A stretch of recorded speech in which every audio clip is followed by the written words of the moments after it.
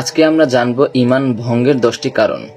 আমরা অজু ভঙ্গের কারণ জানি, আমরা নামাজ ভঙ্গের কারণ জানি, কিন্তু ভাই এবং বোন, অনেক সময় মানুষ নিজের অজান্তে এমন কিছু করে ফেলে যেগুলোর কারণে মানুষের ঈমান ভেঙে দেয়। আজকে আমি বলবো ঈমান ভঙ্গের 10টি কারণ। 1. আল্লাহকে অস্বীকার করা বা তার সাথে কাউকে শরীক করা। 2. কোরআনের কোনো আয়াত অস্বীকার করা বা সেটাকে অবজ্ঞা করা। 3.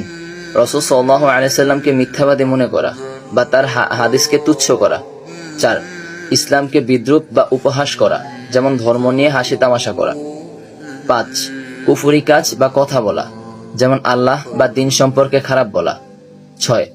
জাদু শেখা বা চর্চা করা। 7. ইবাদতে অন্য কাউকে সেজদা করা বা পূজা করা। 8. আল্লাহর আইন অস্বীকার করে মানুষের বানানো আইনকে শ্রেষ্ঠ মনে করা। 9. মুনাফিক করা, মুখে ইসলাম স্বীকার করা কিন্তু মনে অস্বীকার করা। 10. ইসলামের অপরিহার্য আমলকে হালকা করে দেখা, যেমন নামাজকে অপ্রয়োজনীয় বলা। ভাই এবং বোন, এগুলো শুধু গুনাহ না, বরং ঈমান ধ্বংস করে দেয়। তাই প্রতিদিন আল্লাহর কাছে দোয়া করি, ইয়া আল্লাহ, আমাদের ঈমান হেফাজত করো। এই ভিডিওটা শেয়ার করো যেন অন্য ভাই বোনেরাও ঈমান ভঙ্গের কারণগুলো জানতে পারে।